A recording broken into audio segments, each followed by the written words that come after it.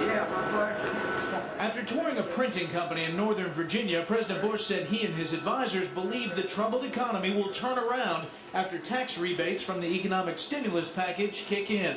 We have a rough patch right now in our economy, but I'm confident in the long term.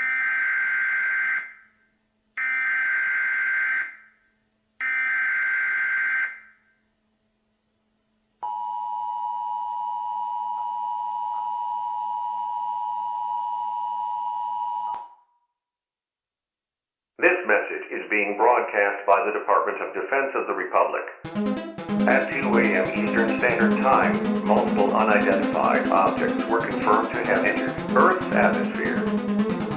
It is speculated that these objects are of extraterrestrial origin. Continue to carry out the following instructions.